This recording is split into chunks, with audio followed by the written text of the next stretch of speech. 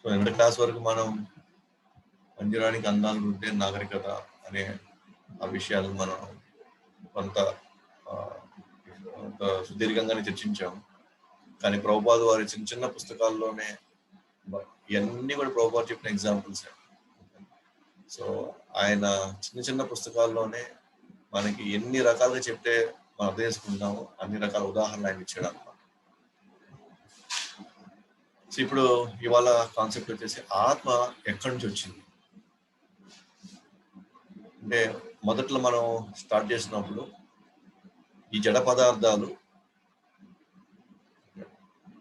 నుంచి జీవం వచ్చింది అని చెప్పి ఈ శాస్త్రవేత్తలు చెప్తారు.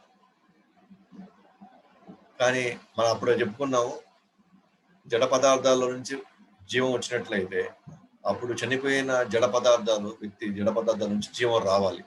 ఎప్పటికైనా సరే మనం ఆ బాడీని స్టోర్ చేసుకుంటే ఎప్పటికైనా సరే, ఎందుకంటే ఆ రసాయనాలన్నీ అలాగే ఉన్నాయి, ఏమి పోలేదు, లేదా అవయవాలు అట్లాగే ఉన్నాయి, ఏం పోలే. అయితే మనకు తెలిసిందే, జడ పదార్థాలు ఎప్పటికీ జీవం ఇవ్వలేవు, కానీ జీవం నుండి జడ పదార్థాలు వస్తాయి. అయితే ఆ జీవం అంటే ఏంటి అన్నప్పుడు మనం చైతన్యం ఇది అని అనుకున్నాం. చైతన్యం అంటే ఏంటి? స్పర్శ, భావాలు, ఎమోషన్స్ ఉంటాయి. సో తెలియకుండా కొన్ని కదలికలు ఉంటాయి, స్పందనలు ఉంటాయి, చైతన్యం ఉంటాయి. అయితే ఆ చైతన్యం, మళ్ళీ క్వశ్చన్, ఆ చైతన్యం ఎక్కడి నుంచి వచ్చింది అనుకున్నాం. ఎస్, ఆ చైతన్యం శరీరం అంతా వ్యాపిస్తుంది, బట్ వచ్చేది మాత్రం ఒక ఆత్మ నుంచి వస్తుందని చెప్పి. ఆత్మ ఎక్కడ ఉంటుందంటే హృదయ భాగంలో ఉంటుంది. అది మెయిన్ సెంటర్ పాయింట్ అవుతుంది అన్నమాట. అక్కడ అది ప్రాణాలు, 5 ప్రాణవాయువులతో, ప్రాణ, అపాన, ఈ 5 ప్రాణవాయువులతో హోల్ బాడీలో చైతన్యాన్ని నింపుతుంది అనమాట. ఎట్లాగైతే చిన్న లైట్ ఒక గదిలో ఒక దగ్గర పెట్టినా కానీ వెలుతురు రూమ్ అంతా వ్యాపిస్తుందో, అలాగే ఆత్మ ఒక చోటు ఉండి చైతన్యాన్ని మొత్తం శరీరాన్ని వ్యాపిస్తుంది. అప్పుడు ఆ చైతన్యానికి కారణం ఏంటంటే ఆత్మ. నెక్స్ట్ క్వశ్చన్, మరి ఆత్మ ఎక్కడి నుంచి వచ్చింది? ఆ జీవుడు ఈ శరీరంలోకి రాకముందర ఆ జీవుడు ఎవరికి చెందినవాడు? ఎక్కడి నుంచి వచ్చాడు? ఎవరికి చెందినవాడు ఈ జీవుడు అన్నప్పుడు మనం గమనించుకుంటే 15వ అధ్యాయం 7వ శ్లోకంలో దేవాదేవుడు శ్రీకృష్ణుడు అంటాడు అన్నమాట, నా నుంచే వచ్చారు ఈ జీవులందరూ. మనం 7వ అధ్యాయం 4-5 శ్లోకాల్లో భూమి, ఆకాశం, నీరు, నిప్పు, గాలి, పంచభూతాలు ప్లస్ మనసు, బుద్ధి, అహంకారం, ఇవన్నీ కృష్ణుడి నుంచే వచ్చాయి. కానీ అది భిన్న ప్రకృతి, అది నాసీ రకమైనటువంటి శక్తి. అదే కానీ వీటిని బాగా ఉపయోగించుకునే వేరొక ప్రకృతి, ఉన్నతమైన ప్రకృతి ఉంది, అది జీవుల సముదాయం అంటాడు. జీవుల సముదాయం అంటే జీవులు అతను ఉన్నత ప్రకృతి చెందిన వాళ్ళు. ఈ భౌతిక ప్రకృతి ఆయన యొక్క నాసీ రక ప్రకృతి, ఉన్నతమైనది కాదు, ఇది నాసీ రకమైనది, అంటే లెస్ క్వాలిటీ, ఇన్ఫీరియర్ అంటారు, అది సుపీరియర్ అంటారు. ఇక్కడ క్లియర్ గా కృష్ణ అంటాడు 15వ శ్లోకంలో, మమై వాంసో జీవలోకే జీవభూత సనాతన మనసస్త్యాని ఇంద్రియాన్ని ప్రకృతిస్థాని కర్షతి. మమై అంశో జీవలోకే, ఈ లోకంలో జీవులందరూ కూడా నా అంశాలు అంటున్నాడు. అంటే మనం అందరం కృష్ణుడికి వచ్చామంట, ఆత్మలన్నీ కృష్ణుడికి వచ్చాము. మమై వాంసో జీవలోకే జీవభూత సనాతన, ఇవన్నీ మళ్ళీ సనాతనంగా ఉంటాయి, వీటికి సాగు లేదు, ఎప్పటి నుంచో ఉన్నాయి, ఎప్పటికైనా ఉంటాయి. వాటికి అవి నానిపోవడం కానీ, ఎండిపోవడం కానీ, విరిగిపోవడం కానీ ఇవి జరగదు. అయితే మనస్సస్త్యాని ఇంద్రియాని, అయితే ఈ జీవులందరూ ఏం చేస్తున్నారు ఇక్కడ అంటే విపరీతమైన సంఘర్షణ, ఎప్పుడు ఏదో ఒక ఆందోళన, ఏదో ఒక కష్టం, ఏదో అలజడి.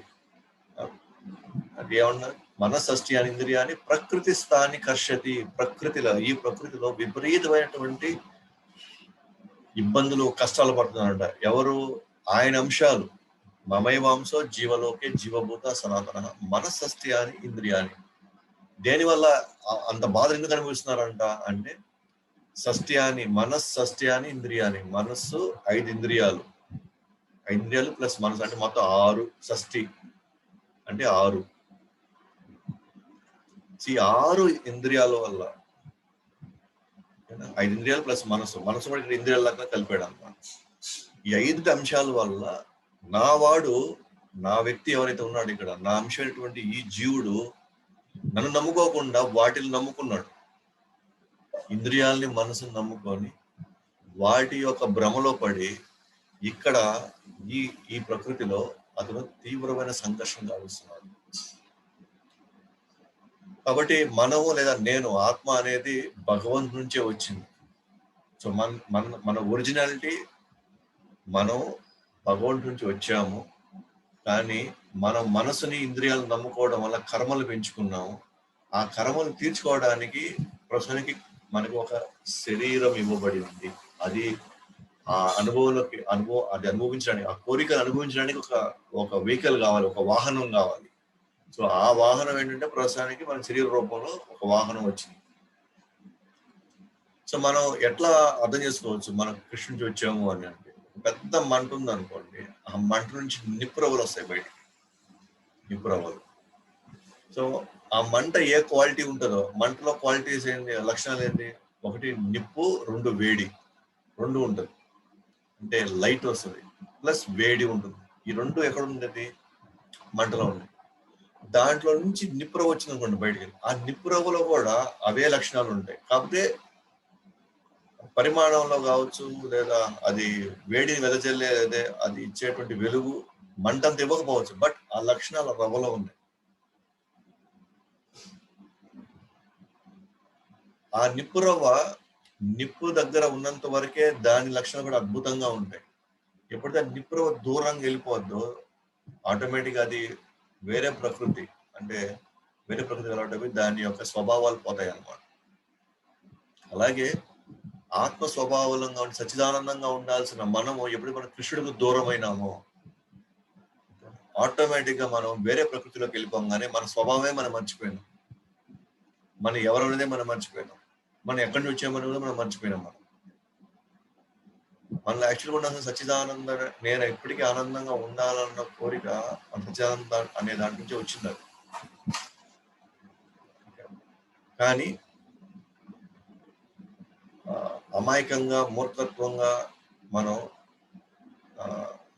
కృష్ణుడి దగ్గర కాకుండా వేరే వాళ్ళ దగ్గర, వేరే వస్తువులు ఎదుగుతున్నాం. కాబట్టి యాక్చువల్గా మనం వచ్చింది కృష్ణుడి నుంచే. మన లక్షణాలు కూడా కృష్ణుడిలో లక్షణాలే మన లక్షణాలు ఉంటుంది. కానీ ప్రస్తుతానికి దానిపైన శరీరం అనే ఈ జడ పదార్థం కప్పడం వల్ల మన లక్షణాలు బయటికి రాలేకపోతుంది. ఆత్మకి ఎప్పుడు కృష్ణుడు కావాలి, ప్రేమ కావాలి ఉంది. కానీ ఈ జడ పదార్థం శరీరం కలిసిన తర్వాత ఇంద్రియాల యొక్క ప్రభావం ఎక్కువ అవడం వల్ల, సో శరీరం యొక్క అవసరాలు తీర్చడమే జీవిత గమ్యంగా, అది తీర్చడం కోసం మనం పుట్టేమన్నంగా ఇవాళ మనం ప్రవర్తిస్తున్నాం అన్నమాట. అదే మనం చూస్తున్న స్టేట్మెంట్స్ ఒకసారి అహం బ్రహ్మాస్మి పదం వాడుతూ, అహం బ్రహ్మాస్మి అంటే నేను ఆత్మని అని అర్థం. ఒకసారి కొంతమంది అహం బ్రహ్మాస్మి అంటే నేను దేవుడిని అని. మనం దేవుడు కాలేము అసలు. ఎందుకంటే బ్రహ్మన్ అంటే మళ్ళీ పరబ్రహ్మన్ అనే పదం కూడా ఉంది.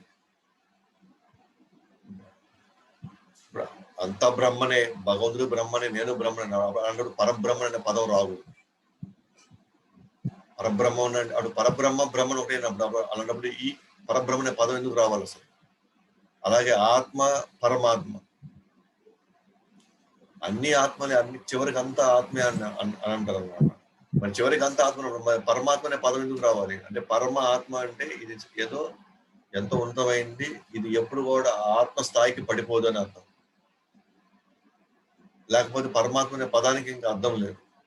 ఒకసారి చాలా చెప్తూ ఉంటారు అనమాట, అంతా ఒకటేను, నేను దేవుడు ఒకటే, అన్ని ఆత్మలు ఒకటే, పరమాత్మ నేనంతా ఒకటే. పరమాత్మ అయినా ఒకటే అయినప్పుడు మరి పరమాత్మ ఒకప్పుడు నువ్వే దేవుడు, నువ్వు దేవుడు అయ్యి ప్రస్తుతానికి నువ్వు ఒక అనుభవం కోసం కిందకు వచ్చావంట. వచ్చి ఇక్కడ చాలా కష్టాలు పడతాం మనం, కేవలం మనం అనుభవించడానికి అని. పరమాత్మ ఆత్మ అయ్యే పరిస్థితి కానీ వచ్చేస్తే అప్పుడు పరమాత్మ అనే పదానికే ఇంకా ఎటువంటి వాల్యూ లేదు ఇక్కడ. పరం అంటే ఏంటి? సుప్రీం. ఆత్మలో ఆ సుప్రీం లేదు. ఆత్మలో సుప్రీం ఉంటే అన్ని పరమాత్మలే. అప్పుడు అన్ని పరమాత్మ అయినప్పుడు అలాంటప్పుడు మన ఎందుకు మాయలో పడ్డాం ఇప్పుడు అయితే? సో అవకాశం లేదు. కాబట్టి ఆత్మ వాస్తవం అంటే ఎందుకనే ఈ పర్టికులర్ ఈ కాన్సెప్ట్ ఎందుకు డిస్కస్ చేస్తానంటే ఇవాళ ఉన్న సమాజంలో మనం ఇస్కాన్ లేదా కొన్ని అంటే ఆథరైజ్డ్ సంప్రదాయాల్లో లేకపోతే మాత్రం ఇది తెర మీద తీసుకొచ్చేస్తున్నారు అన్నమాట. నువ్వు ఒకటే, దేవుడు ఒకటే, అందరూ ఒకటే. ప్రస్తుతానికి ఆ దేవుడే ప్రస్తుతానికి కిందకు వచ్చి కర్మలు అనుభవిస్తున్నాడు. నువ్వు కూడా నువ్వు దేవుడు అయిన ప్రస్తుతానికి కర్మలు, మళ్ళీ నువ్వు యోగా చేసి మళ్ళీ నువ్వు దేవుడు అయిపోతావు. ఆత్మ పరమాత్మ అయిపోద్ది.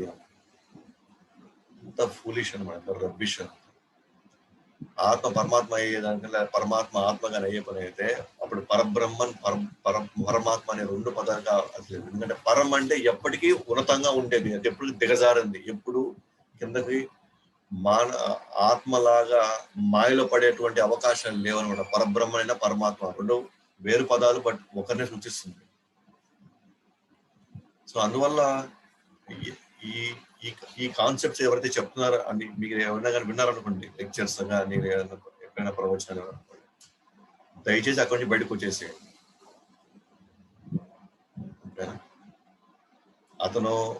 అతని లెక్చర్స్ కొన్ని వేల కోట్ల మంది వింటూ ఉండొచ్చు కూడా. అతను వాడే పదాలు, సంస్కృతం, అంచే ఉదాహరణలు ఒళ్ళు కూడా పులకరించుకోవచ్చు అనమాట. జస్ట్ కట్ చేసి వచ్చేసేయడం మనకు అర్థమైపోయేది అంత ట్రాష్ అని. ఎందుకనంటే మనకి ప్రామాణికత భగవద్గీత, భాగవతం. కృష్ణుడు అర్జునుడు ఒకటైపోతే, ఓకేనా, పరబ్రహ్మనైనటువంటి కృష్ణుడు, బ్రహ్మనైనటువంటి అర్జునుడు ఎవరు ఎప్పుడైనా అయిపోతున్నారు. అప్పుడు కృష్ణుడు మాటకి విలువ లేదు కదా. అప్పుడు నేనైనా కృష్ణుడైనా ఎప్పటికైనా బ్రహ్మన్ అయిపోవచ్చు. ఇప్పటికైనా ఆయన కూడా ఆత్మ అయిపోయే పని అయితే అప్పుడు ఆయనకున్న విలువ ఏంటి? అప్పుడు ఆయన మాటలకున్న విలువ ఏంటి? ఎందుకంటే ఆయన కూడా మాయలో పడే పని అయితే అప్పుడు ఆయన మాటలకు విలువ ఏంటి? ఇంకా భగవద్గీతకు విలువ ఏంటి ఇక్కడ? ఎందుకంటే ఎప్పుడైనా ఆయన మాయలో పడిపోవచ్చు అన్నప్పుడు, అంటే ఇప్పుడు ఆయన మాయలో ఉండి మాట్లాడుతున్నాడా, మాయ లేకుండా మాట్లాడుతున్నాడా? లేదా మాయ భగవంతుని కానీ కమ్మేసినప్పుడు అప్పుడు భగవాన్ అనే పదానికి ఇంకా అర్థమే ఉంది కదా. సో ఇది అంత కన్ఫ్యూజ్డ్. ప్లస్ నేను దేవుణ్ణి అనే పాయింట్, లేదా నువ్వు దేవుడు అంటే ఇది అహంకారాన్ని పరాకాష్ఠ తీసుకెళ్తుంది. సో భగవద్గీతని క్షుణ్ణంగా అర్థం చేసుకున్న వాళ్ళకి భగవంతుడి మీద ఆధారపడేటువంటి తత్వం వస్తుంది. అంతేగాని నేను భగవంతుడి అన్నప్పుడు నీ కుటుంబాన్ని నువ్వు మెయింటైన్ చేసలేకపోతే నువ్వేం భగవంతుడు? ఇంకా మనకి ముసలితనం వస్తుంది, రోగం వస్తుంది, చచ్చిపోతున్నాం, ఇంకేం భగవంతుడు మనం? సో కాబట్టి ఇవన్నీ కూడా మనుషుల్ని ఇంకా కన్ఫ్యూజ్ స్టేట్ లో పెట్టి ఇంకా జీవితం అర్థం చేసుకోవడం క్రమంలో ఇంకా అనేక ఇబ్బందులు పడడానికి ఈ దోహదపడతాయి అన్నమాట. క్లారిటీ రాదు జీవితం. కాబట్టి ఆత్మ వాస్తవముకు ఆధ్యాత్మిక కృష్ణుడు రాజ్యానికి చెందిందని. యాక్చువల్ మనం వచ్చింది కృష్ణుడు రాజ్యం నుంచి, ఆధ్యాత్మిక లోపం నుంచి. కానీ ప్రస్తుతానికి భౌతిక భగవతులు దారి తప్పి తిరుగుతా ఉంది. మన అడ్రస్, మన ఇల్లు ఎక్కడ ఉందంటే ఆధ్యాత్మిక జగత్తులో ఉంది. అఫ్కోర్స్ ఈ ఆధ్యాత్మిక జగత్తు నిజమేనా, ఉందా, నిజంగా వైకుంఠ లోకాలు ఉన్నాయి, అది రేపు ప్రకృతి అనే కాన్సెప్ట్ లోకి వెళ్ళినప్పుడు మనకు తెలుస్తుంది. అక్కడ ఉండాల్సిన వాళ్ళు దారి తప్పిడికి వచ్చేస్తున్నాం. కాబట్టి ఇప్పుడు మనం ఏం చేయాలంటే తిరిగి దారి తప్పిపోయిన మనము మళ్ళీ మన ఇంటి అడ్రస్ తెలిసి పెట్టుకోవాలి. ఏంటి నా ఇంటి అడ్రస్? ఎక్కడ నాకు శాసన, ఎక్కడ నా తల్లిదండ్రులు ఉన్నారు, వాళ్ళ సంరక్షణలోకి నేను వెళ్ళిపోతే ఇంకా నేను నా గురించి ఆలోచించే వాళ్ళు, నన్ను కాపాడుకునే వాళ్ళు ఉంటారు కదా నా జీవితంలో. సో ఉదాహరణకి మనం గమనించినప్పుడు పెద్ద కుటుంబంలో నుంచి ఒక పిల్లవాడు, ఆ కుటుంబంలో పెద్ద అంటే బాగా ఐశ్వర్యం ఉన్న కుటుంబం, బాగా విలాసమైనటువంటి జీవితం, వసతులు ఉన్న కుటుంబంలో పుట్టిన ఒక వ్యక్తి తల్లిదండ్రులతో ఎందుకో వైరం పెట్టుకొని నేను ఇంటికే రాను, మీరు ఏమైనా చేసుకోండి అని చెప్పేసి ఇంటి నుంచి బయటకు వచ్చేస్తాను. కానీ అతనికి ఎలాంటి ఇంకా బ్యాక్గ్రౌండ్, ఇంకా డబ్బులు వాళ్ళు కూడా వెళ్ళిపోరా బయటికి, నీకేం చిల్లి కావాలి చెదిలేను, నీ బతుకని వాళ్ళు అతను పంపించేశారు. ఇతను బయటకు వచ్చాడు, నెక్స్ట్ పూటకి తిండి లేకపోతే జీవనాధారం ఏదో కావాలి అతనికి. సో మొత్తానికి అతను రోడ్లో తిరుగుతూ ఉన్నాడు. సో అల్టిమేట్ గా మన దగ్గరికి వచ్చాడు, మనం ఎక్కడ ఉన్నాం అక్కడ ఆ రోడ్లో మనం. తన ప్రాబ్లం చెప్తాడు, మనల్ని ఎంతో కొంత సహాయం కోరుతాడు. అతను సహాయం కోరినప్పుడు మనం 3 రకాలుగా సహాయం చేయొచ్చు అతను. ఒకటి, నా దగ్గర ఉన్న కొంత డబ్బుతో తన ఆకలి నేను తీర్చగలవచ్చు, మనం తీర్చగల ఆయన ఆకలి, భోజనం పెట్టి ఏదో. 2, అరే ఇతనికి నెక్స్ట్ ఇప్పుడు కూడా ఆకలేస్తుంది కదా, మరి అప్పుడు పోయి పాప ఎవరిని అడుక్కుంటాడు. లేదు, నేను నీకు ఒక జీవనాధారాన్ని, అంటే నువ్వు ఏదో నేర్చుకున్న దాంట్లో నుంచి నువ్వు డబ్బులు సంపాదించి నీ లైఫ్ నువ్వు గడపచ్చు అని తనకి ఏదైనా ఒకటి నేర్పించడం. పెట్రోల్ బంక్ లో చేర్పించడము, లేకపోతే ఇంకేదైనా కార్ డ్రైవింగ్ నేర్పించి ఒక ట్యాక్సీ ఇప్పించడం, సంథింగ్ లేదా తనకి నేర్చుకొని జీవనాధారానికి కావాల్సిన జీవితాంతం పోషించుకోగల ఒక విషయం నేర్పించడం. 3వది, అతను చెప్పి అర్థమయ్యేటట్టు చెప్పి, అరే పెద్దోళ్ళు ఏదో అంటుంటారు, వాళ్ళు ఏదో ఇది చేయకుంటుంది, ఈ ప్రపంచం మంచిది కాదు నాయన, ఎక్కడైనా సరే ఎవరైనా ఎప్పుడు నిన్ను మోసం చేసి లేదా ఎప్పుడైనా నిన్ను ఇబ్బంది పెట్టచ్చు, ఏదో వాళ్ళు అన్నారు అన్నంత మాత్రం నువ్వు వచ్చేయాలి ఏంటి, వాళ్ళు ఎందుకు వదులుకుంటారు, వాళ్ళకి నీ పట్ల ప్రేమ ఉంటుంది, దయచేసి నువ్వు తిరిగి వెళ్ళిపో, మీ ఇంటికి వెళ్ళిపో, వాళ్ళైతే నీ మంచి చెడు నీకంటే ముందు వాళ్ళు ఇంకా ఎక్కువ ఆలోచిస్తారు, నా మాట విని నువ్వు తిరిగి వెళ్ళిపో అని చెప్పేసి 3వ సలహా చెప్పవచ్చు. 3, 1 తిండి పెట్టచ్చు అప్పుడు, లేదా అతను జీవితాంతం పనిచేసి సంపాదించుకోవడానికి కావాల్సినటువంటి నేర్పించవచ్చు. 3వది, తిరిగి వెళ్ళిపో, ఇంటికి వెళ్ళిపో, తిరిగి వాళ్ళ దగ్గరికి వెళ్ళిపో అని మనకు నచ్చ చెప్పి పంపించేవచ్చు. ఈ 3 బెస్ట్ ఆప్షన్ మనం అనుకుంటే 3rd is the best option. ఎందుకంటే ఒకసారి మన అహంకారం కొంచెం తగ్గించుకొని మనలో ఉన్నటువంటి గర్వాన్ని, మోహాన్ని, కామక్రోధాన్ని తగ్గించేసుకోవాలి. ఎప్పటికీ నిరంతరంగా మన గురించి ఎప్పుడు ఆలోచించేటువంటి తల్లిదండ్రులకు వెళ్ళి ఒక 2 మెట్లు తగ్గి 2 మెట్లు దిగి మనం ఉండడం వల్ల వాళ్ళు మనం ఆలోచించకముందే మనకు కావాల్సింది వాళ్ళు మనకి ఏర్పాటు చేస్తారు. ఉదాహరణకి మనం అందరం కూడా అట్లీస్ట్ 10th క్లాస్ వరకు చాలా విషయాల్లో మనం అడగకముందే వాళ్ళని సమకూర్చి పెట్టేస్తున్నారు. చాలా విషయాలు అంటే మనం ఆలోచించక ముందే వాళ్ళు మన గురించి ఆలోచించేశారు. అలాగే దేవాదేవ శ్రీకృష్ణుడు కూడా మన ప్రస్తుతానికి ఆయన ఇంటిని వదిలేసి వచ్చేస్తున్నాం. మనం సమూహం ఏదో గొడవ జరిగింది, అప్పుడు ఆ గొడవ అని చెప్పడం సమూహం నుంచి మనం ఎక్కడికి వచ్చేసాం, ఎందుకు వచ్చేసాం, ఎట్లా వచ్చేసాం, అది మళ్ళీ నెక్స్ట్ క్లాస్ చూద్దాం ఒకసారి ఏం జరుగుంటుంది అని. బట్ ఇక్కడ చెప్పడానికి విషయం ఏంటంటే మనం ఈ భౌతిక ప్రకృతిలో విపరీతంగా తిరుగుతున్నాం అనమాట. అక్కడ సంపాదించి జీవనం గడపడానికి ఒకసారి బాగా కష్టపడుతున్నాం కానీ డబ్బులు రావట్లేదు, ఇంకోసారి డబ్బులు విపరీతంగా వస్తున్నాయి కానీ అవన్నీ కూడా వేరే వేరే ఇతర వ్యాపకాల వల్ల, ఇతర వ్యసనాల వల్ల దాన్ని గందరగోళం చేసుకుంటున్నాం. కొంతమంది నమ్ముతున్నాం, కొంతమంది వెన్నుపోటు పడుతున్నారు. ఇట్లా తీవ్రంగా దారి తెప్పి ఎవరిని నమ్మాలా, ఎక్కడికి వెళ్ళాలా, ఏం చేయాలా అని తిరుగుతా ఉన్నాం. అప్పుడు గురువులు లాంటి వాళ్ళు, వైష్ణవులు లాంటి వాళ్ళు వచ్చేసి దారి చూపిస్తున్నారు. నువ్వు ఏడంత కష్టపడినా కూడా నీకు ఇది రాదు, ఆయన ఒక పూట తిండి పెట్టగలన ప్రయోజనం లేదు, ఇంటి కాదు, వెళ్ళి నీ ఇంటికి వెళ్ళిపోతున్నారు. నా ఇల్లు ఆడుంది, మన దగ్గర ఉంది, ఇది రోడ్డు, ఈ మార్గాన్ని ఇల్లు, ఈ హరే కృష్ణ మంత్రం జపం చేయండి, ఈ కృష్ణ కథ మీరు భగవాన్ ఆయన సేవ చేసుకుంటా ఉండు, నీకు రాయల్ రోడ్ పడిపోతుంది, నీ ఇంటికి వెళ్ళిపోతుంది, నీకు అడ్రస్ దొరికిపోతుంది అంటున్నారు. సో ఎవరైతే ఒక పూట తిండి పెట్టండి చాలు అనుకోవడం లేదా దాని అవి కూడా సేవలే, కానీ అల్టిమేట్ గా తనకి పూర్తి సంరక్షణలోకి ప్లస్ తన్ని ప్రేమతో చూసుకునేటువంటి ఆ అటువంటి వాతావరణంలోకి అతను పోలేడు అనమాట. ఆ లోటు అతన్ని ఎప్పుడు ఇబ్బంది పెడతానే ఉంటుంది.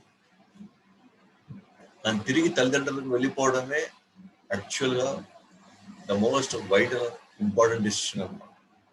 తనకి ఇంకా తన గురించి ఆలోచించకుండా జస్ట్ చెప్పింది చేసుకొని పోతా ఉంటే తనకు అన్ని వాళ్ళే సమకూరుస్తారు. అలా ఇక్కడ కూడా మనం చేయాల్సింది ఏంటి అని అంటే భగవంతుడితో మరిచిపోయిన సంబంధాన్ని మళ్ళీ కలుపుకొని తిరిగి మన కృష్ణ రాజ్యానికి వెళ్ళిపోవాలి. ఆత్మ ఆయన నుంచే వచ్చాం, ఆయన లోకం నుంచి వచ్చాం. మన భౌతిక ప్రగతిలో ఇక్కడ మనం పుట్టలేదు, ఈ తల్లిదండ్రులు మనం పుట్టలేదు. ఎస్, ఈ తల్లిదండ్రులు మన శరీరాన్ని ఇచ్చారు, మనకి మాంసాన్ని ఇచ్చారు, వాళ్ళ రక్తాన్ని మనకి ఒక మాంసంగా తయారు చేసి మనకి ఇచ్చారు. కానీ బట్ మనం ఎక్కడి నుంచి వచ్చాం ఎక్కడంటే వేరే లోకం నుంచి ప్రస్తుతానికి ఈ గర్భం నుంచి ఈ కుటుంబంలోకి కొన్నింటిని తీర్చుకోవడానికి ఇక్కడికి వచ్చాం. మన ఒరిజినల్ అడ్రస్ వేరేది. ప్రస్తుతం మనం టెంపరీ ఫ్యామిలీ, టెంపరీ హౌసెస్ లో ఉన్నాం, బాడీలో ఉన్నాం ప్రస్తుతం. ఎప్పటికైనా సరే ఒరిజినల్ ఇంటికి వెళ్ళిపోవాల్సింది. ఆత్మకి మూలం భగవంతుడు. అఫ్ కోర్స్ ఆ తల్లిదండ్రులకి ఇచ్చిన ఆ తల్లిదండ్రుల ఆత్మలు కూడా కృష్ణుడికి వచ్చినాయి. ఆ తల్లిదండ్రుల యొక్క మాంసం, ముద్ర, రక్తం అన్ని కూడా ఆ కృష్ణుడి యొక్క భౌతిక ప్రకృతి నుంచి వచ్చింది. కానీ వీళ్ళు మనకి ఇక్కడున్న తల్లిదండ్రులు ఇప్పుడు మనల్ని పెంచి పోషించి మనల్ని ఒక సంస్కారం ఇచ్చి మనల్ని ఒక దారిలో పెట్టడానికి వాళ్ళ జీవితాన్ని మనకు పణంగా పెట్టారు. కాబట్టి మనం రుణపడి ఉండాలి వాళ్ళకి. దానికి సంబంధించిన విషయాలు మనం డెఫినెట్ గా మనం చేయడానికి ప్రయత్నించాలి. కానీ భౌతిక ప్రకృతి, భౌతిక శరీరం, భౌతిక దానికి మన బాధ్యత ఉంది. ఖచ్చితంగా వాళ్ళని కూడా మనం కాపాడుకోవాలి, మన పేరెంట్స్. కానీ అంతకంటే భౌతిక ప్రకృతికే ఇంత రెస్పాన్సిబిలిటీ ఉంటే, ఇంత బాధ్యత ఉంటే, మరి ఆత్మకి అసలైనటువంటి దాన్ని కాపాడు మనకి ఎంత బాధ్యత ఉండాలి ఇంకా. మరి ఆ బాధ్యత మనకి ఆ ఉనికి ఆ ఇది ఇచ్చింది ఎవరు? దేవాదేవుడు. అంటే అప్పుడు మన జీవితంలో దేవాదేవుడికి మనం ఇంకెంత ప్రాముఖ్యత ఇవ్వాలి? తల్లిదండ్రులకు ప్రాముఖ్యత ఇవ్వాలి, బట్ కంపారిటివ్ గా దేవాదేవుడికి ఇంకెంత ప్రాముఖ్యత ఇవ్వాలి మనం? ఎందుకంటే ఆత్మ ఒరిజినల్ జీవుడు, దానికి మూల ఎవరు? దేవాదేవుడు.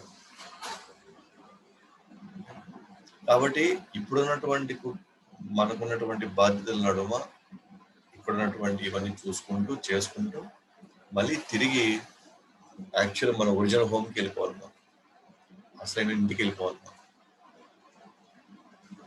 సో భగవాన్, ఆత్మ రెండు తీసుకుంటే క్వాలిటీ పరంగా చూసుకుంటే మాత్రం, లక్షణాల పరంగా చూస్తే ఇద్దరు ఒకటే. భగవంతుడు సచ్చిదానందమే, ఆత్మ కూడా సచ్చిదానందమే. కాకపోతే భగవాన్ పరిమాణంలో చాలా ఎక్కువ, ఆత్మ అణువంత.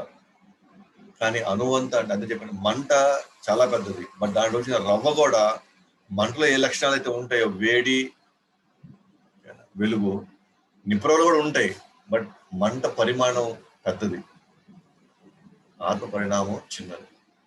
అలాగే సముద్రం పరిమాణంలో చాలా పెద్దది, దాంట్లో ఒక చుక్క కూడా పరిమాణంలో చిన్నది, కానీ సముద్రంలో ఏ లక్షణాలు అయితే ఉంటాయో ఆ లక్షణాలు ఆ చుక్కలో కూడా ఉంటాయి, చిన్న బొట్టు, నీటి బొట్టులో కూడా ఉంటాయి. సో ఒరిజినాలిటీ ఎక్కడి నుంచి వచ్చామంటే ఆ పరిమాణంలో అత్యంత పెద్దగా ఉన్నటువంటి దాంట్లో నుంచి మనం చిన్న అణువుగా మనం బయటకు వచ్చాం. సో మన ఒరిజినాలిటీ అంటే ఎక్కడ వచ్చామంటే మనం కృష్ణుడికి వచ్చామన్నాడు. అదే మమై వంశో జీవలోకి అని పెట్టామన్నమాట. మరి రెండు కూడా క్వాలిటీలో చూసుకుంటే మాత్రం సచ్చిదానంద స్వరూపాలు. అయితే అంత మాత్రాన మనోభగతుడు ఒకటి కాదు, మనోభగతుడు ఒకటి కాదు. ఆయన పరిమాణంలో చాలా ఎక్కువ, క్వాంటిటీలో ఆయన ఎక్కువ, క్వాలిటీలో ఈక్వల్. లక్షణాల్లో ఒకటే, కానీ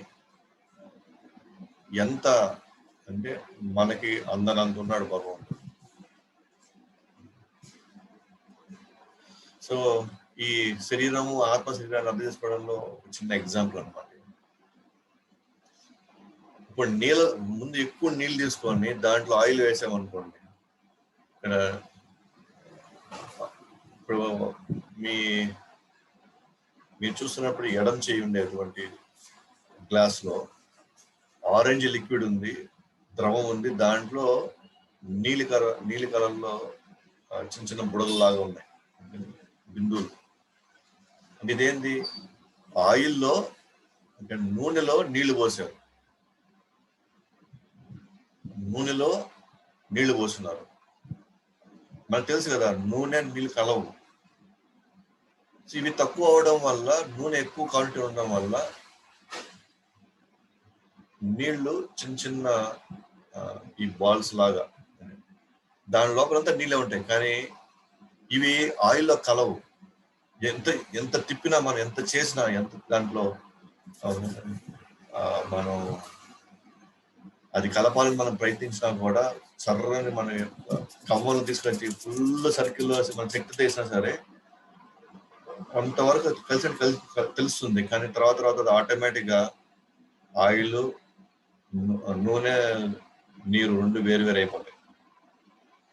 అలాగే ఇక్కడ చూసుకున్నాం అనుకోండి, నీటిలో ఆయిల్ వేస్తే, నూనె వేస్తే, ఇక్కడేమో నూనెలో నీళ్ళు వేస్తే, ఇక్కడేమో నీటిలో నూనె వేస్తే రైట్ సైడ్ దాంట్లో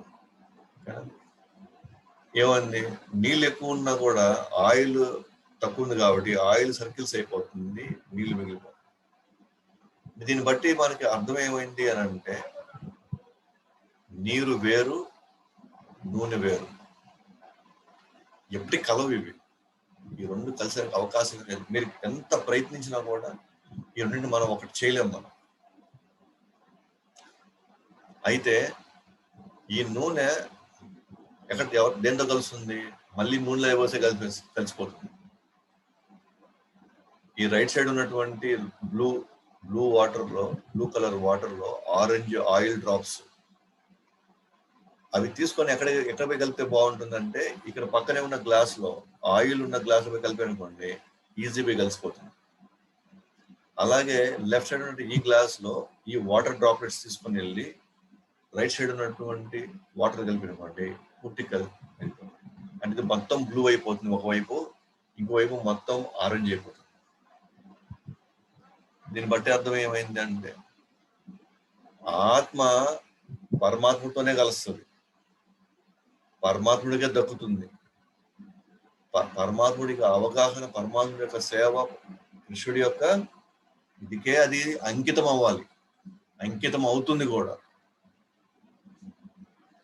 అలాగే నీరు అనేటువంటి ఇది, ఈ భౌతిక ప్రకృతి, ఈ శరీరం ఏదైతే ఉందో మళ్ళీ పోయాలి, ఆ శరీర పదార్థాలు అంటే పంచభూతాలు ఈ భూమిలోకే మళ్ళీ కలిసిపోతాయి. మళ్ళీ వెళ్ళి అంటే ఈ ఆత్మ వచ్చింది కృష్ణుడి దగ్గర నుంచి కాబట్టి, కృష్ణుడి యొక్క నుంచి వచ్చి కృష్ణుడు సంబంధంలోకి వెళ్ళిపోవాలి. మళ్ళీ సంబంధంలోకి వెళ్ళినప్పుడు మాత్రమే అద్భుతంగా తన ఆనందాన్ని మళ్ళీ అది పునరుద్ధరించుకుంటుంది అన్నమాట. మళ్ళీ తిరిగి తెచ్చుకుంటుంది ఆనందాన్ని, పూర్తిగా శాశ్వత ఆనందం తెచ్చుకుంటుంది. ఎందుకంటే లైక్ డిజాల్వ్స్ ఇన్ లైక్స్ అన్నమాట. ఏది దేంట్లో కలవాలో దాంట్లోనే కలపాలి దాన్ని.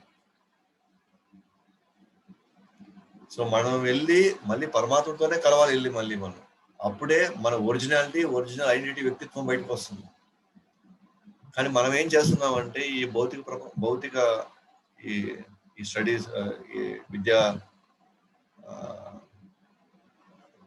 విద్యాలయాల్లో కావచ్చు, ఇప్పుడున్న సిలబస్ అంతా కావచ్చు, మనం యాక్చువల్గా ఆత్మలో, కానీ మ్యాక్సిమం శరీరంతో గడపాలని ప్రయత్నిస్తున్నారు వాళ్ళు. ఇంద్రియాలు, మనసు, బుద్ధిని మెయిన్ చేసుకుంటున్నారు, ఆత్మ అసలు ఏమాత్రం పట్టించుకోకుంటున్నారు. సో శారీరకమైనటువంటి భౌతిక ప్రకృతిని విపరీతంగా వాటి యొక్క యాక్టివిటీలో మనల్ని ఎక్కువ నిమగ్నం అవ్వమంటున్నారు. కానీ ఆత్మ వాటి యాక్టివిటీ నిమగ్నం కాలేదు, అది కృష్ణుడి యొక్క యాక్టివిటీలో నిమగ్నం అవ్వగలుగుతుంది. కాబట్టి ఎప్పటికీ కూడా శరీరం ఆత్మ కలవలేవు. శరీరం ఆత్మ కలపాలని ప్రయత్నిస్తే మనకు దుఃఖమే మిగులుతుంది. ఆత్మకు ఆనందం కావాలి, కానీ మనం ఏం చేస్తున్నాం? ఆత్మకి ఆనందం ఇవ్వడం ఏం చేస్తున్నాం అంటే, ఆనందం ఇవ్వడం కాగితాలు ఇస్తున్నాం అనమాట. డబ్బులు కాగితాల్లో, లేకపోతే బంగారు మేడలు, లేకపోతే ఇంకేదైనా కావచ్చు. వీటిల్ని తీసుకుని వెళ్ళి ఆత్మ కలపాలని ట్రై చేస్తున్నాం. ఆత్మ యొక్క అవసరాలు తీర్చడానికి ప్రయత్నిస్తున్నాం. ఒక భౌతిక పదార్థము చైతన్యంలో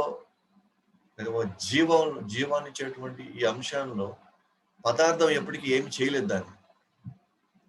రెండు కలవు అసలు. కానీ మన దౌర్భాగ్యం ఏంటంటే మనం బ్రెయిన్ వాష్ చేయబడ్డాం అనమాట. ఏమనంటే ఈ భౌతిక పదార్థాలు ఎప్పటికైనా మనకు ఆనందాన్ని ఇస్తాయి, ఇదే జీవిత గమ్యం, ఇదే జీవిత యొక్క ఆశయం అన్నట్టుగా మనకి పదే పదే తల్లిదండ్రులు, సమాజం, బంధువులు మొత్తం రుద్దేస్తున్నారు అనమాట. ప్రకటనలు, సినిమాలు, సీరియళ్ళు ఒకటే వేల తీసుకెళ్ళిపోతున్నాయి. సో ఇంత మన జీవితం అంతా, చుట్టూ ఉన్న వాతావరణం అంతా కూడా ఇదే గమ్యం అని చెప్తున్నప్పుడు, ఇదే గమ్యమే, ఇదే జీవితం యొక్క ఉద్దేశం అని చెప్తున్నప్పుడు, కానీ ఆత్మ యొక్క అవసరాలు ఏమాత్రం పట్టించుకోకుండా అది చేయాలని ఎంత ప్రయత్నించినా కూడా ఆత్మకు సంతోషం ఉండదు. ఎందుకంటే ఆత్మని ఈ మెటీరియల్, సచ్చిదానంద మెటీరియల్, ఇది కృష్ణుడి నుంచి వచ్చింది. ఆయిల్ నుంచి వచ్చిందే కానీ, అలాగే నీరు నుంచి వచ్చిందే కానీ, నీరు వచ్చి ఆయిల్ నుంచి రాలేదు, ఆయిల్ వచ్చి నీరు నుంచి రాల. సో మనం జీవులం కృష్ణుడు వచ్చాం కాబట్టి, కృష్ణుడి యొక్క సేవకి, కృష్ణుడి యొక్క ప్రేమకి, కృష్ణుడి యొక్క అవసరాలు తీర్చడానికి మనం ఉపయోగపడితే అప్పుడు మనం ఆనందంగా, ప్రశాంతంగా ఉండగలం. అందుకే 2వ అధ్యాయం 66వ శ్లోకం, ఎవరైతే భగవంతుడితో సంబంధం పెట్టుకోరో, 2వ అధ్యాయం 66వ శ్లోకం, ఎవరైతే భగవంతుడితో సంబంధం పెట్టుకోరో వాళ్ళకి దివ్యమైన బుద్ధి కానీ, స్థిరమైన మనసు కానీ ఉండనే ఉండదు. ఎప్పుడైతే ఈ రెండు, దివ్యమైన బుద్ధి, స్థిరమైన మనసు ఉండదో, ప్రశాంతం ఎక్కడి నుంచి వస్తుంది? ప్రశాంతం లేనప్పుడు సుఖం ఎక్కడి నుంచి వస్తుంది? కాబట్టి కావాల్సిన భగవంతుడితో సంబంధం కావాలి. నేను ఆత్మని కాబట్టి పరమాత్మతో సంబంధం కావాలి. నాకు ఇక్కడున్న వస్తువులతో కానీ, ఇక్కడున్న పేరు ప్రఖ్యాతులతో కానీ, ఇక్కడ ఉన్నటువంటి నాకు ఇచ్చే గౌరవానికి కానీ నాకు ఏమాత్రం సంబంధం లేదు అసలు. అవి నాకు శాశ్వతంగా నాకు ఆనందాన్ని ఇవ్వలేవు. నాకు ఎవరు ఇవ్వగలుగుతారంటే దేవుడు ఇవ్వగలుగుతారు. అందుకని ఇక్కడ పరమాత్మ నాట్ ఈక్వల్ టు ఆత్మ. అసలు నాట్ ఈక్వల్ టు ఆత్మ అంటే ఇది వేరే కాన్సెప్ట్లోకి వెళ్తున్నాం. అంటే నేను నాకు చెప్పాను కదా, నేను భగవంతుడు ఒకటే కానే కాదు. భగవంతుడు పరమాత్మ అయితే మన ఆత్మ, భగవంతుడు అనంతం అయితే మన అనుమాత్రం. ఆయనకి అనంత చైతన్యం ఉంది. ఆయన మొత్తం సృష్టికి ఆయన జీవం ఇవ్వగలుగుతాడు. మనం ఈ శరీరం వరకే జీవం ఇవ్వగలుగుతాం మనం. అట్లాగే భగవంతుడు శాశ్వత యజమాని, ఆయన ఆత్మ శాశ్వత సేవకుడు. మనం ఎప్పటికీ సేవకులమే, మనం ఎప్పుడు యజమానులు కాలేం. ఈ సేవకుడు ఆ యజమానికి కానీ అత్యంత నమ్మకంగా మనం పనిచేసినప్పుడు లేదా సేవ చేస్తే ఆ యజమాని మనం చాలా జాగ్రత్తగా చూసుకుంటాడు. మన అన్ని అవసరాలు తీరుస్తాడు, అన్ని రకాలుగా మనల్ని రక్షిస్తాడు. ఉదాహరణకి మనం కొన్ని సంవత్సరాల ముందు వెళ్తే, గతానికి వెళ్తే చాలా కుటుంబాలు మనం చూసుకుంటాం అనమాట. అంటే కొన్ని ఊర్లలో పెద్ద పెద్ద కుటుంబాలు ఉంటాయి, వాళ్ళకి బాగా భూములు, వ్యవసాయం ఎంతో ఉంటుంది. అయితే అక్కడ వాళ్ళకి నమ్మకంగా ఉండేటువంటి చేతిగాళ్ళు ఉండేవాళ్ళు. ఆ చేతిగాళ్ళు ఎలా ఉండేవాళ్ళు అంటే పూర్తిగా అంటే ఆ ఫ్యామిలీకే పూర్తి డెడికేట్ అయిపోయేవాళ్ళు. ఫ్యామిలీస్ అంతా మొత్తం, అంటే వాళ్ళు ఉదయం లేచినప్పటి నుంచి రాత్రి పడుకునేంత వరకు కంప్లీట్ గా వాళ్ళ ఫ్యామిలీ డెడికేట్ అయిపోయేవాళ్ళు. ఏ పనైనా, ఎంతైనా, ఎప్పుడైనా సరే చేసేవాళ్ళు. అలాగే ఆ యజమానులు కూడా వీళ్ళని అట్లాగే చూసుకునేవాళ్ళు, అట్లానే వాళ్ళకి కావాలి. సో ఎప్పుడైతే వీళ్ళు నమ్మకంగా వాళ్ళ జీవితం మొత్తం వాళ్ళకి దారబోస్తే ఆ పెద్ద కుటుంబాలు కూడా వీళ్ళ పెళ్లిళ్ళకి, వీళ్ళ అనేక అవసరాలకి ఎప్పుడు కానీ, ఏ పరిస్థితిలో కానీ వీళ్ళు చేసినట్టు అంటే వాళ్ళే నమ్ముకున్నారు కాబట్టి వాళ్ళు కూడా వీళ్ళకి కావాల్సినటువన్నీ వాళ్ళు సమకూర్చేవారు. ఇతను కూడా అంటే చేసేవాళ్ళు కూడా వాళ్ళు ఒక మాట, 2 మాటలన్నా, 3 మాటలన్నా వాళ్ళు అసలు ఏమనుకుంటుంటే వాళ్ళు అంత ప్రేమ కురిపించేవాళ్ళు. ఆ తిట్లలో వాళ్ళకి ప్రేమ కనిపించేది. సో వీళ్ళు కూడా ఎంతో హ్యాపీగా వాళ్ళకి ఏమాత్రం మమ్మల్ని ఎందుకు అంటున్నారు, మమ్మల్ని ఎందుకు తింటున్నారు అని వీళ్ళు కూడా వీళ్ళు వాళ్ళ సొంత తల్లిదండ్రులుగా చూసుకుంటారు. మనం ఏమనుకోవచ్చు అంటే ఆ కుటుంబాన్నే ఒక ఫ్యామిలీ చెదిగాలు ఆ ఫ్యామిలీ వాళ్ళు నమ్ముకొని వాళ్ళ జీతాన్ని సర్వస్వం దారబోసినప్పుడు ఆ పెద్ద కుటుంబం వాళ్ళని ఎప్పుడు కాపాడుకుంటూ వాళ్ళకి అవసరాలు తీర్చుకుంటుంది. అంటే ఆ పెద్ద కుటుంబానికి వీళ్ళు జస్ట్ డెడికేట్ అయినందుకే ఆ పెద్ద కుటుంబాలు వీళ్ళని అంతగా జీవితాంతం కాపాడుకొని వాళ్ళ పెళ్లి చేసి వాళ్ళకి ఏదైనా అవసరాలు అన్ని చేసే అంటే అంత దయాహృదయం ఉన్నప్పుడు అంటే వీళ్ళు చేసిన దానికి వాళ్ళు కూడా అది వీళ్ళకి కావాల్సింది చేస్తున్నప్పుడు జస్ట్ జీవాత్మలే ఒక జీవాత్మ ఇంకో జీవాత్మకి సర్వీస్ చేసింది. ఆ జీవాత్మ సర్వీస్ చేసినందుకు గుర్తించి వాళ్ళు ఈ జీవాత్మకి కావాల్సినట్టు చేస్తున్నారు. జీవాత్మ అంటే అంటే ఆ జీవాత్మను కూడా దయగలిగింది కదా వీళ్ళు ఇంత సేవ చేసినందుకు.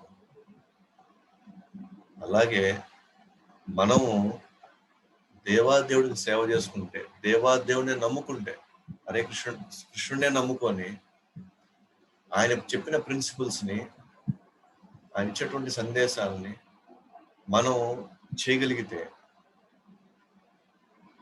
ఆయన నమ్ముకొని మనం బతకగలిగితే, ఆయన రక్షిస్తాడులే అనేటువంటి నమ్మకంతో మనం ఆయన చెప్పినంత మనం చేస్తే దేవాదేవుడు ఎందుకు కాపాడు, ఎందుకు మన అవసరాలు తీర్చడు? ఎందుకంటే ఇక్కడ ఒక జీవుడు ఇంకో జీవుడికి నమ్మకంగా జీవితాన్ని అర్పిస్తేనే ఆ జీవుడు ప్రేమతో ప్రతిస్పందించి వీళ్ళ అవసరాలు తీరుస్తున్నప్పుడు ఇంకా దేవాదేవుడు అంటే కోటి తల్లుల హృదయం అనమాట. కోటి తల్లుల హృదయం. ఒక తల్లి హృదయమే ఎంతో ప్రేమతో నిండి ఉంది. మాక్సిమం కాపాడుకోవడం ప్రయత్నిస్తుంది. మాక్సిమం జాలి, దయ, ప్రేమను కురిపిస్తుంది తల్లి స్వభావం. కానీ కృష్ణుడి యొక్క మనసు అంటే కోటి తల్లుల యొక్క స్వభావం, తల్లుల యొక్క ప్రేమతో కూడిన స్వభావం, అంత దయ, అంత జాలి. మరి అలాంటి దేవాదేవుడికి మనం నమ్మకంగా సేవ చేస్తే నువ్వు ఇవ్వకపోయినా నేను నీకు చేస్తూనే ఉంటాను. అలాగే అక్కడ కూడా చేతిగాళ్ళు కూడా మీరు ఇచ్చినా ఇవ్వకపోయినా కానీ ఇంకా నాకు కట్టే కాలేదు వరకు ఇంకా అంతే పోయింది. మీ కుటుంబం నాకు ఇంకేం తెలియదు. నేను మీకు తప్పి నేను ఇంకెవరు చేసుకోలేను. నేను ఇంకెవరి దగ్గర నేను పోలేను. మీ ఇష్టం, మీరు ఇస్తే ఇవ్వండి లేకపోతే లేదు. మీరు తప్ప నాకు ఇంకెవరు కనబట్టలేను. ఎటువంటి కరుక్కోట కూడా అయినా సరే హృదయం కలుగుతుంది. అలాగే మనము ఆత్మలంగా దేవాదేవుడికి నాకు ఇంకెవరు నడుస్తాను దిక్కు నువ్వు తప్ప, నాకు ఇంకెవరు తెలుసు, నేను ఇంకెవరు నమ్మలేను, ఇక్కడ నాకు ఇంకేమి రాదు, నాకు ఇక్కడ నేనేమి చేసుకోలేను, నేను నువ్వు తప్ప నాకు ఇంకెవరు లేరని ఆయనకి మనం అర్పించి మనం జీవితాలను గడిపినప్పుడు కోటి తల్లుల మనస్సు, ఆ హృదయం కలిగిన వాడు, అంత దయాజాలిన వాడికి మనం కాపాడలేడా, మనం రక్షించలేడా, మనకు కావాల్సింది ఆయన చేయలేడా? సో జీవాత్మలకే అంత జాలి దయ ఉంటే జీవాత్మ ఒక అణువు అయితే దేవాదేవుడు పరమాత్ముడైతే ఆత్మ ఎక్కడ, పరమాత్ముడు ఎక్కడ? ఆ పరమాత్ముడు యొక్క అనంతం. ఆయన ఎందుకు చూసుకోడు, ఆయన ఎందుకు చేయుడు, ఆయన ఎందుకు చూసుకోడు మనల్ని?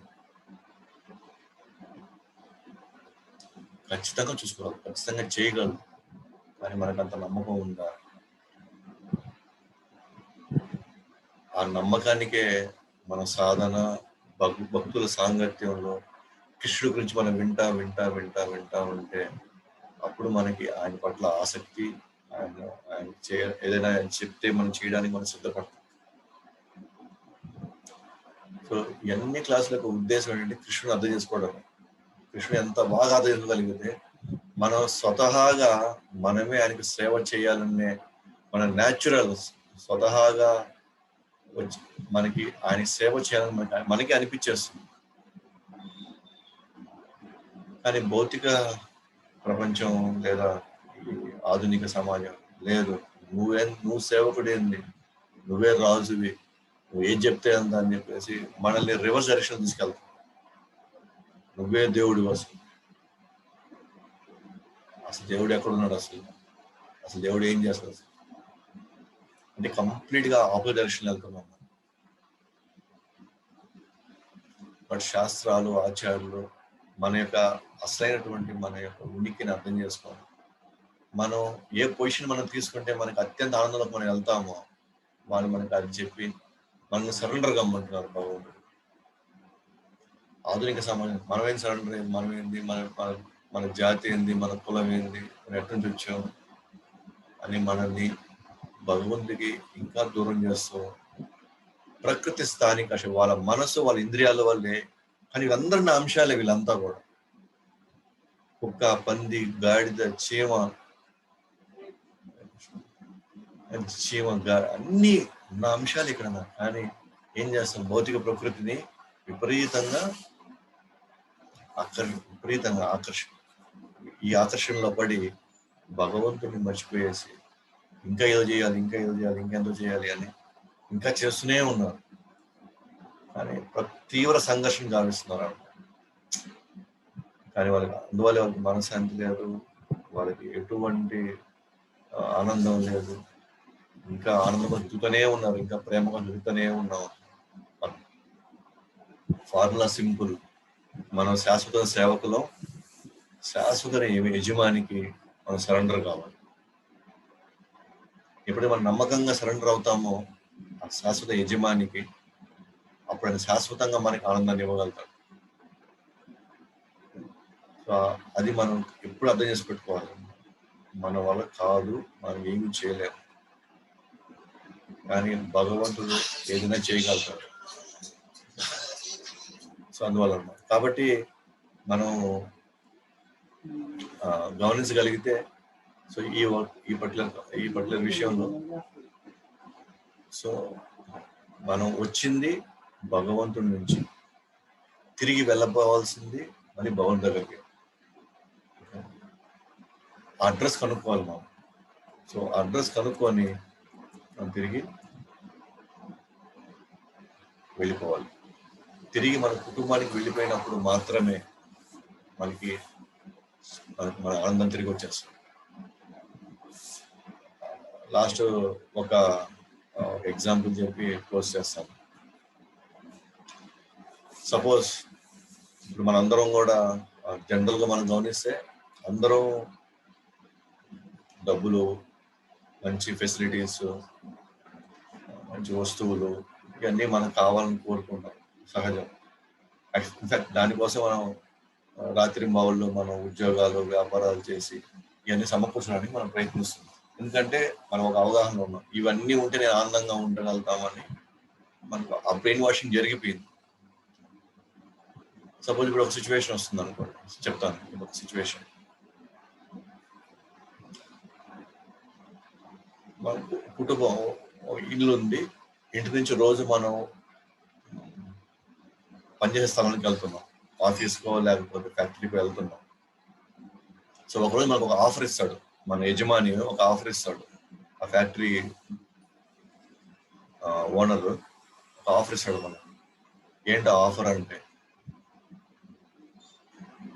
మీకు ఏం కావాలో, ఎంత కావాలో, ఏమేం వస్తువులు కావాలో నేను అన్ని సమకూరుస్తాను, ఎంత డబ్బు కావాలో నేను ఇస్తాను, శాలరీ నో బౌండ్, ఎంత కావాలంటే ఇస్తాను జీతం. మీకు తాగడానికి, తినడానికి, పడుకోవడానికి మీకు ఏమేం కావాలో, టీవీ, ఫ్రిడ్జ్, ఏసీ, గీసీ అంటే ఏది కావాలో సమకూరుస్తాను. మీరు ఏదైనా కోరుకోవచ్చు, ఎంత కావాలో కోరుకోవచ్చు, నేను రెడీ ఇస్తాను, నేను నీకు ఇవ్వడానికి రెడీ అని. అని అన్నాడు అనుకోండి, ఆఫర్ ఎంత కావాలని ఇస్తాను, కానీ ఒక కండిషన్ అంతే, ఒక చిన్న కండిషన్. ఏది కావాలన్నా ఎప్పుడైనా ఏ సమయం అయినా నేను ఇస్తాను. మీరు చందమామని తీసుకురామని తీసుకొస్తాను నేను దగ్గరికి, అంటే ఆ స్థాయిలో చెప్పండి. బట్ ఒకే ఒక కండిషన్ అంతే. ఏంటి ఆ కండిషన్? మీరు మళ్ళీ ఇంటికి వెళ్ళకూడదు. మీకు ఏది కావాలో నేను ఆఫీస్లో, ఈ ఫ్యాక్టరీలో మీకు కావాలి థియేటరే కట్టిస్తాయి. ఇక్కడ బాత్రూమ్, స్విమ్మింగ్ పూల్, తినడానికి 10 వెరైటీలు, 20 వెరైటీలు, 50 వెరైటీలు, ఏది కావాలన్నా ఇస్తాను. మీకు ఎంత కావాలో అనుభవించండి మీరు. కానీ కండిషన్ ఏంటంటే మీరు మీ ఇంటికి వెళ్ళకూడదు,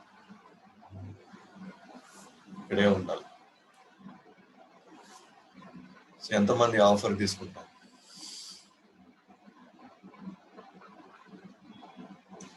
ఇప్పుడు 3 రోజులకి బాగానే అనిపిస్తుంది ఆఫర్, కానీ 3 రోజులు, 4 రోజులు, 5 రోజులు, 6 రోజులు, 7 రోజులు అయిన తర్వాత ఇదంతా అనుభవించేసిన తర్వాత లోపల తిరిగి మన ఇంటికి వెళ్ళిపోతాం.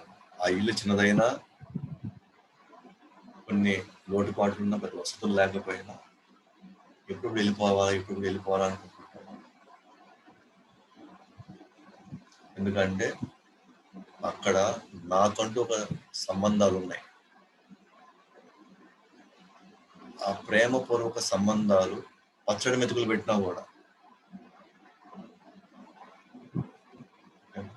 2 మాటలు మంచిగా మాట్లాడి అర్థం చేసుకొని ఇస్తే దానికి మనం పులకరించిపోతాం అన్నమాట. అంటే ఆఫీసులో మనం గంటలు ఎక్కువ గడుపుతాం, ఇంటికంటే ఎక్కడంటే ఇంకా ఎక్కువ గడుపుతాం ఆఫీస్లో. ఎందుకంటే ఉదయం 9 నుంచి సాయంత్రం 5 గంటల వరకు. ఉదాహరణ, ఉదయం లేచేది మనం 7కి వెళ్ళేస్తాం, 7 నుంచి 9 లోపలే మనకి ఇంట్లో వాళ్ళతో సంబంధం. ఆ తర్వాత 5 గంటలు వచ్చింది, 5 నుంచి 9 వరకు సంబంధం. అంటే మొత్తం 6 గంటలే మనం వాళ్ళతో ఉండేది. అంటే మేల్కొని కొద్దిగా తినేసి, యాక్చువల్లీ ఎక్కువ గడిపేది ఎవరితో? ఆఫీస్ వాళ్ళతో.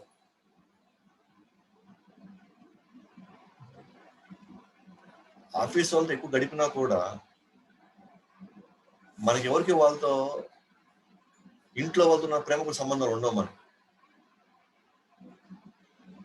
అరే అంత సమయం మనం గడిపినా కూడా వాళ్ళతో సంబంధం మనకు లేదు. కానీ అయినా మనం రోజు వచ్చి చేసుకుంటూనే ఉన్నాం. ఇక్కడ ఇంట్లో సంబంధాలు ఇంట్రాక్షన్ తక్కువ, కానీ తిరిగి ఇంటికి వెళ్ళిపోవాలా, ఇంట్లో వాళ్ళ కోసం ఇదంతా సంపాదిస్తుంది.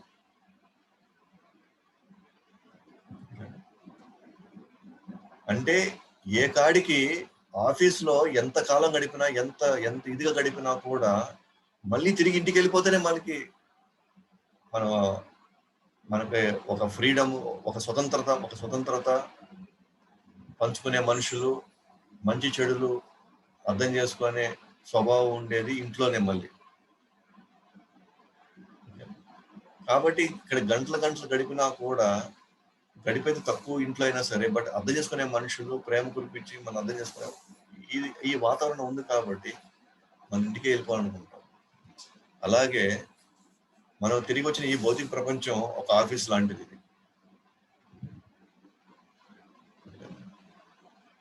ఇక్కడ ఎంతమందితో ఎన్ని సంబంధాలు పెట్టుకున్నా, ఎన్ని రకాలుగా ఎంత ఇక్కడ గడిపినా కూడా, అది కుటుంబాల్లో కావచ్చు, సమాజంలో కావచ్చు, కమ్యూనిటీస్తో కావచ్చు, ఎట్లా పెట్టుకున్నా సరే ఇది అల్టిమేట్ ఆఫీస్. తిరిగి వైకుంఠం వెళ్ళిపోవాలి, అది మన ఇంటికి. అక్కడ శాశ్వతమైనటువంటి మన సంబంధాలు అక్కడ ఉన్నాయన్నమాట. దేవాది దేవుడితో, అక్కడ ఉన్నటువంటి భక్తులతో, అనేక అవతారాలతో అక్కడ సంబంధాలు ఉన్నాయి. సో ఇక్కడ మనం ఎన్ని రకాలుగా ప్రయత్నించినా, ఎన్ని రూపాల్లో ప్రయత్నించినా ఇక్కడ మనకు ఆ తృప్తి, ఆనందం రాదు. ఇది మన ఆఫీస్కి వచ్చి ఇప్పుడు వర్షానికి పనిచేస్తున్నాను, ఇక్కడ తిరిగి వెళ్ళిపోవాలి ఇంటికి ఎప్పటికైనా సరే. ఈ ఆఫీస్ ఓనరు నీకు బంగారు ఇస్తాను, నీకు స్విమ్మింగ్ పూల్ ఇస్తాను, నీకు ఎన్ని కట్టాలని ప్రయత్నించినా సరే మళ్ళీ ఎట్లయితే మనం తిరిగి మన ఇంటికి వెళ్తేనే పచ్చడి మెతుకులైనా సరే చిన్న సాంబారు చిన్న ఇది జస్ట్ 2 ఐటమ్స్ పెట్టినా కూడా హ్యాపీగా తినేస్తాం అన్నమాట.